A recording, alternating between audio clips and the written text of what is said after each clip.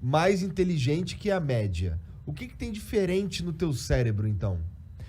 Eu não vou me colocar nessa posição, tá? Eu vou dizer o seguinte. Quem colocou foi ele, né? Tá, então eu não vou responder em primeira pessoa, Tá. porque eu tenho minhas dúvidas. Mas vamos lá.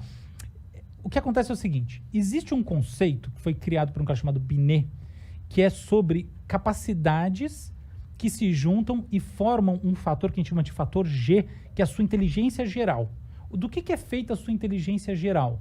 Ela é feita de habilidade numérica, memória de curto prazo, processamento de linguagem, processamento visoespacial. Então, por exemplo, você imaginar como é que você vai estacionar o carro, você imagina na sua cabeça, você, tá, essas coisas todas. Esse tipo de coisa. A inteligência, como esse conceito, ela é mensurável. Então, efetivamente, os testes para um teste de QI, eles medem alguma coisa e isso que é medido está correlacionado com o funcionamento neural, tá? Então, você tem, de fato, por exemplo, você faz estudos com eletroencefalografia, que são ondas na verdade, padrões elétricos do cérebro que a gente mede através de ondas, e a gente vê algumas assinaturas que têm a ver com essas medidas que são feitas no teste, tá? Então, você faz o aplicativo, testa lá, aí você vê que tem alguma coisa na biologia que se correlaciona. A correlação não é muito precisa, tá? Mas existe algum nível de correlação, sim. Tá? Isso aí tá dado. Outra coisa é o seguinte. No mundo lá fora, você sai desse laboratório onde você fez testinho, existe uma questão que é a da adaptabilidade do sujeito. E a adaptabilidade pode ser adaptabilidade no sentido da esperteza, ou adaptabilidade pode ser, dado um ambiente de alta complexidade, qual que é a capacidade desse sujeito que se propôs a isso, avançar dentro dele desenvolvendo alguma coisa. Por exemplo, o cara que eu acho ridiculamente inteligente, tá? Richard Feynman, é um físico que já morreu. Assim, pra mim, tem um nome de cara inteligente. Ele tem um nome, uma cara, um jeito, uma humildade, ele é tudo de gênio. Por exemplo, Fernando Meirelles, tá? O cineasta. É gênio total. Então, o que acontece? Uma pessoa dessas, ela, no meu entendimento, ela resolve mais os problemas dentro dessas escalas de complexidade, usando propriedades mentais que não são mensuradas por um teste como o teste de Binet e outros mais, do que usando.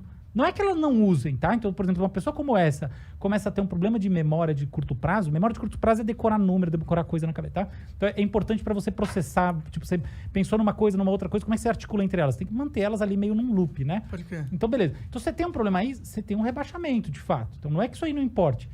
Isso é condição sine qua non. Acontece que, assim, você tem um tamanho de coisa, tem gente que tem memórias cavalares. Não é isso que vai determinar a primeira coisa. Então, você só precisa ter o básico, ou talvez um pouquinho mais que o básico. E a outra coisa isso serve para você fazer outra coisa lá dentro. E não exatamente fazer esse processamento. E até tem um negócio que dá uma boa indicação de que eu acho que as coisas funcionam assim mesmo. Hoje em dia, é muito mais fácil você pegar um computador e ele arrebentar numa coisa como essas do que ele arrebentar numa solução de problema livre. Problema livre ele não soluciona. Até hoje a gente não tem isso aí. Então isso indica que, na verdade, existe O que é um problema livre? Um problema para o qual você não tem uma instrução que chegue a uma solução. Um parâmetro para responder. Entendi. Tá? É como se existisse, seria uma inteligência geral artificial, né? Que é capaz de simplesmente interpretar qualquer coisa que você manda para ele e te entregar algo. Exato. Então, por exemplo, uma pessoa que, tipo, um grande estadista.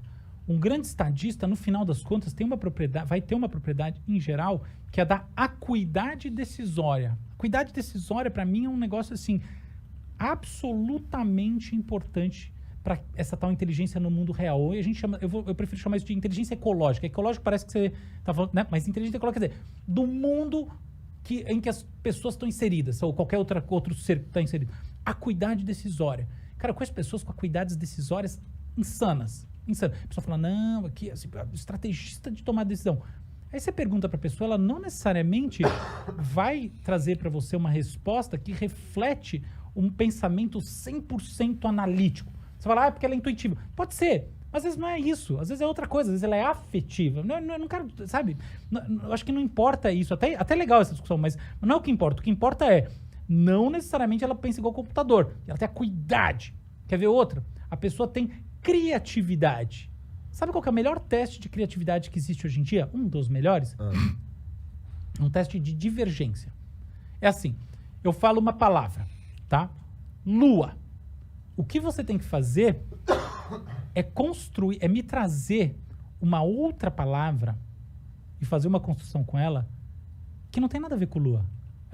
Tá? Então todo mundo vai pensar, uma palavra já está quase no prime, né? Assim, uma palavra parecida com lua para continuar, isso é criatividade? Não, é o oposto. Pensa na coisa mais diferente de lua que você consegue imaginar na sua vida.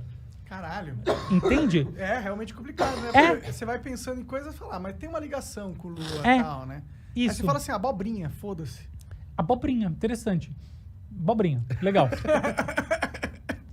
Sabe como é que eu vou medir se a abobrinha tem mais a ver ou menos a ver com lua? Como? Porque eu vou botar milhares de pessoas para fazer associação e eu vou medir as associações menos comuns. Entendi. Entendeu? O negócio é mais complicado do que isso. Então, no final das contas, o que um teste como esse mostra? Que a divergência de pensamento, ela é um dos princípios, tem vários. Criatividade tem a ver com esforço, criatividade tem a ver com informação, criatividade tem a ver com disposição emocional. Você está totalmente parado, você não consegue ter criatividade. Criatividade tem a ver com normatização, sobre normatização. Quanto mais você tiver sobre princípios normativos, menos é mais difícil ser criativo. Então, um monte de coisa. Mas tem esse negócio da divergência. Mas não tem nada a ver com teste de inteligência, esse tipo de coisa, entendeu? Uhum. Então, tá aí. Existe uma nova linha de pensamento que quer meio que tirar um pouco do poder ou da credibilidade que os testes de QI têm. Uhum. Eu acho que é muito pelo que você está falando isso, porque ele realmente não mede todas as formas com que o ser humano pode ser bem sucedido na vida e, portanto, não é um teste de inteligência como inteligência geral, que é realmente que a gente está querendo chegar, né? Inteligência como a capacidade do cara conseguir algo que ele se planejou a fazer. Exato, né? Exato. Vai medir as competências de forma separada. Sim. Exato. E eu acho que a gente vive um mundo que, assim, é muito... Ele é muito duro nesse assunto, sabe? Então fica essa coisa... Pensa numa prova escolar. Cara, uma curiosidade, né? Que ela é só correlacional, ela não é de causa e efeito, mas é interessante. Você tem várias pessoas que fizeram coisas incríveis que têm dislexia. Isso é conhecido. Quer dizer que dislexia aumenta a chance de sucesso na vida? Não estou dizendo nada disso. Mas quer dizer que talvez não esteja escrito na pedra daquela pessoa que foi mal na prova de português, de história, de um monte de coisa, que ela, está condenada a não conseguir atingir objetivos por uma questão cognitiva. Ao contrário, contrário no sentido, não está nada dito sobre isso. A prova é ecológica. Então, sabe,